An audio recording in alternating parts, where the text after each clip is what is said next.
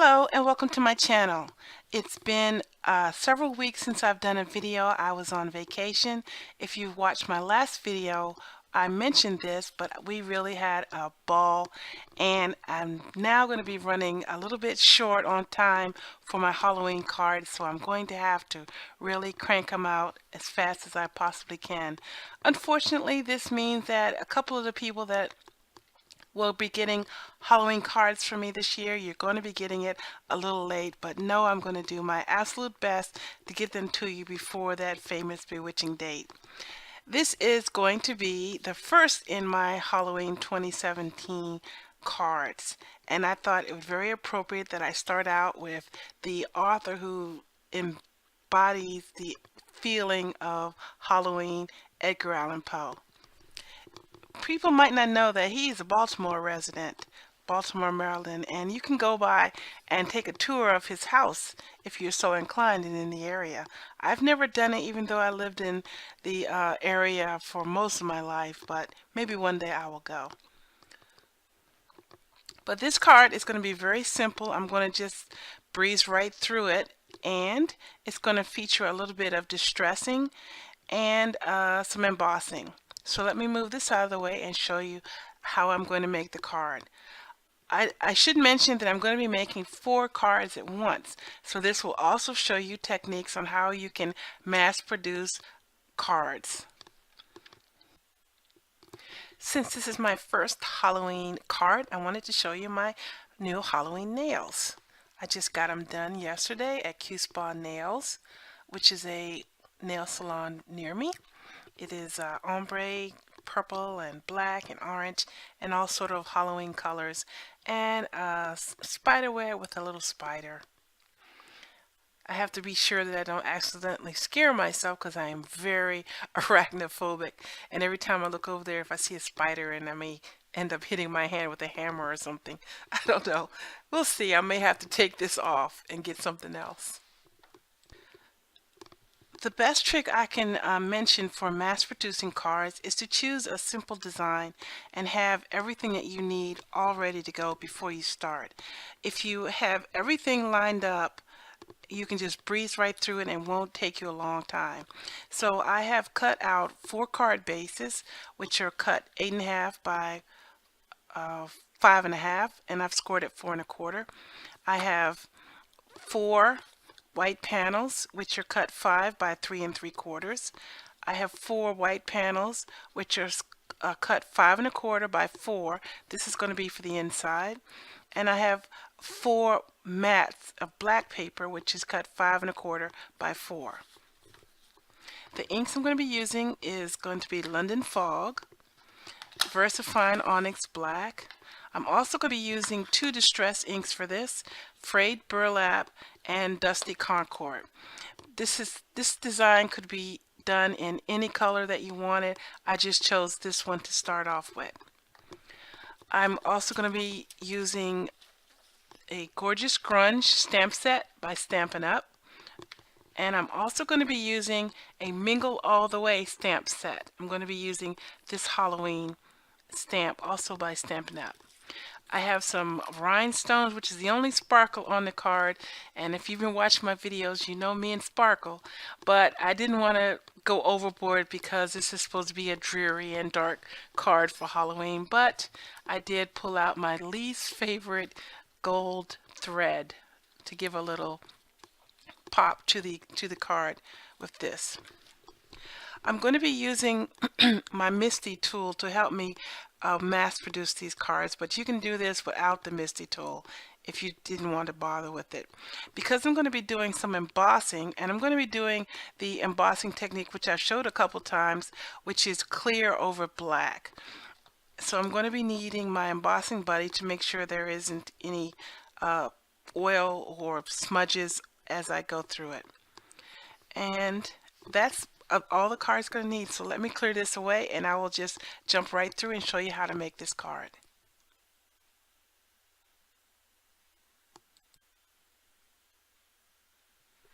Alright, I have everything that I'm going to need lined up and ready to go. And as I mentioned, I'm going to be using my Misty tool for this. So I I also didn't mention that this stamp is cling stamp from Stampendous. So this is a thick rubber stamp, so I needed to take out my rubber mat so that the stamp will fit in. So I have a piece of paper already ready to go, and I've already put my stamp in place. So I need to rub my embossing tool over this so that I don't have fingerprints all over it. And this just is adding a fine layer of powder, powder, talcum powder across it. So I'm going to stamp this in the black. What is this? I'm going to stamp this in the black, and then I'm going to immediately go over it with the clear embossing powder, and then I will heat set it. I will show you one so you get the idea of the technique, and then I will go through and do all together. So remember, this is less efficient to do it this way, but I'm going to do it this way so I can illustrate the technique for you. So you have to work a little quick because you want the ink to still be wet once you come through with the embossing powder. This technique is useful because when you're embossing with black, it can sometimes get really messy, and you could get stray marks where you don't want them to be. So I tend not to do it. So you give a good impression, pressing really hard. Okay, and now I take it up carefully and immediately drop it into my embossing powder, spraying it all over. I'm going to need to do this off camera so I can do a better job than what I'm doing. Okay. And flick off the extra. And you won't be able to see it, but it's a fine layer all across the area where the ink was wet. And if there's any places where there's powder where you don't want it, you just take a clean paintbrush and just wipe it right off. But it will be fine because it's clear. Alright, that looks good. Set this aside.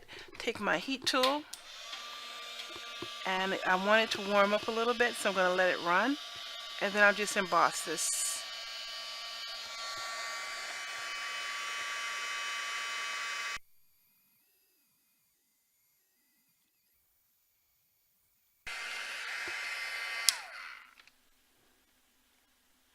Okay, it just needs a few minutes to cool down, so I'll set that aside, and I will go on to do all the others.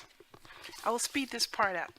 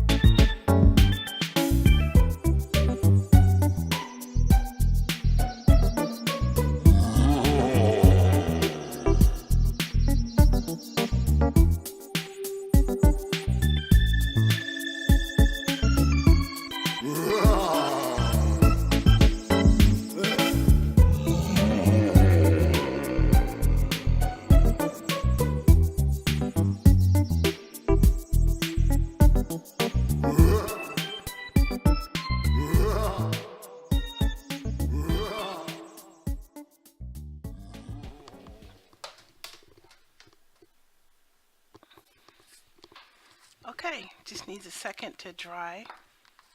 Let's make sure it doesn't move. Okay. Okay, now I'm going to take my blending tools, and I'm going to focus the center of the image with a little purple, and the outside I'm going to do with the frayed burlap. I need to grab a piece of paper to protect my work surface. And this is pretty self-explanatory, as is the rest of the card assembly.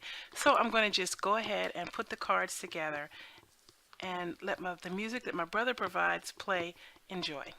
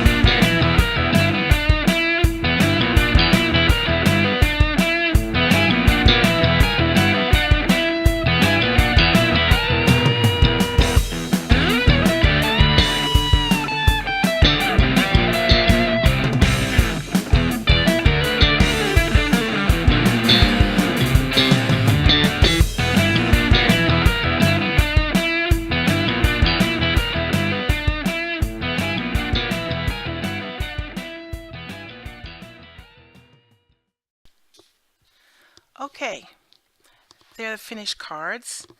I sped up and cut out the part where I was filling with these bows in this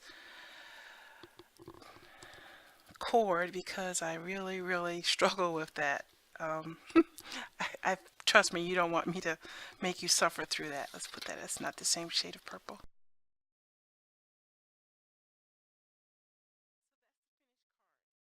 As you see by watching here, if you take a little bit of time and set up everything ahead of time, it's very easy to mass produce cards. One thing I did, I sprinkled a little bit of water on the cards to bring out the reaction of the distress ink. This will only work with distress inks, and it gives a little watermark damage to the effect. You could also have torn the edges of the panel here and then use more of the frayed burlap along the edges to give it a little bit more distressed look, like a torn page. I particularly don't like how that looks, so I didn't include that in this design, but you could always do that. Distress it either with a pair of scissors or just manually tear it. It's completely up to you. Thanks for watching. I'd like to thank you for your attention for the video. Please subscribe to my channel. I'm trying to get my numbers up. Pass the word. You will find all the materials that I've used in this card listed down below in the comment section. Thanks for watching and have a great day. Take care, everyone, and happy Halloween.